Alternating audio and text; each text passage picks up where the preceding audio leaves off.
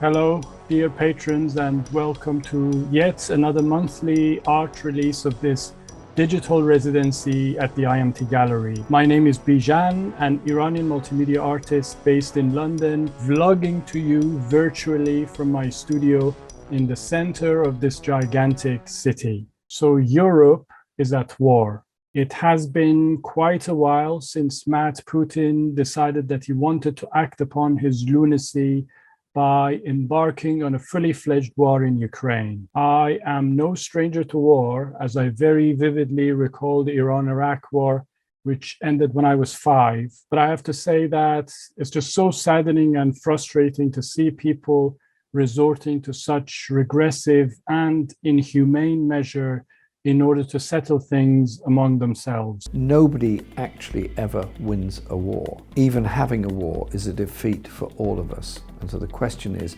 how to halt the wars as quickly as you can and move on to a process of peace, understanding, and recognition.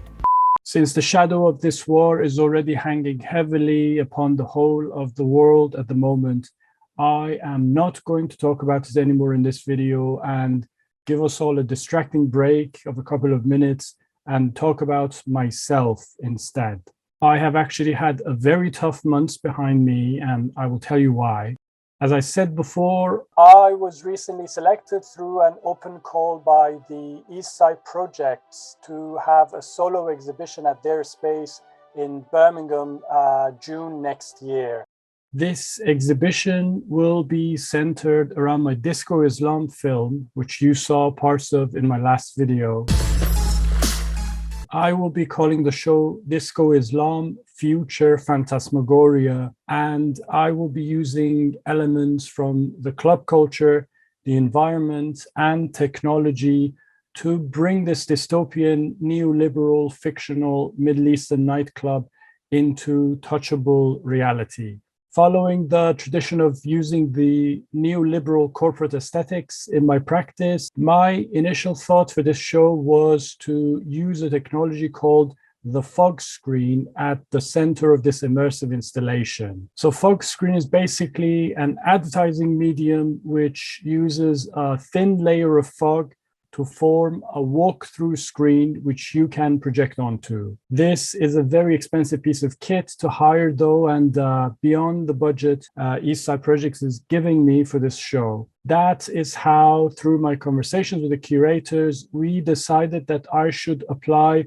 for extra funding via the Art Council England project grant. In order to do so, we had to expand the project to include extra elements, including a performance, a podcast miniseries on neoliberalism, mentoring sessions, as well as the residency that I'm doing at the IMT, so that the project would fit more comfortably with the newly introduced criteria of the funding application, which apparently is making it almost exclusively accessible only to institutions and organizations rather than individual artists. So to cut a very long story short, I ended up spending more than 50% of my time in the past 4 or 5 weeks to write a 96-page application in which I had to talk unreservedly about the level of commitment I have to help achieve the vision of Let's Create,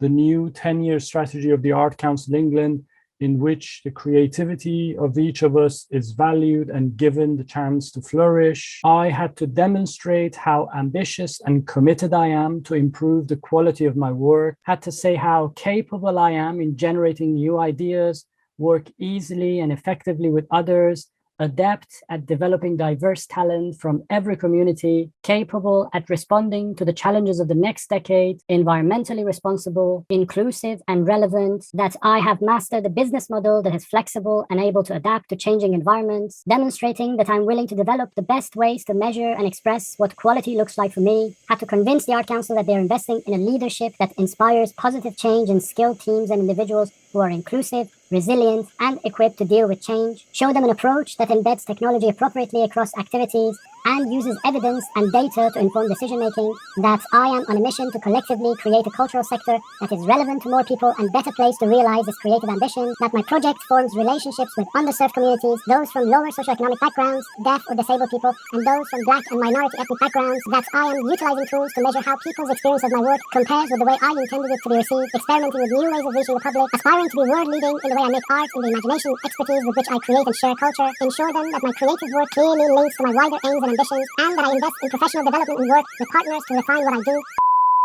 And ultimately, I had to provide solid reassurances that I am a sworn foot soldier of the neoliberal imperial army on a mission to fix problems caused by neoliberalism itself in the first place, and to justify my mere existence as an artist based on measurable analytical facts and numbers. I always hated counting, but since 2014, and after becoming self-employed in this country and being asked multiple times by Her Majesty's Customs and Revenue Office to demonstrate the value for money in terms of the hours I put in my business as an artist, I have started counting many things, including my hours. And I can tell you that I spend more than a solid 100 hours in the past months writing this application. Hours that could be spent on making new work, reading and researching,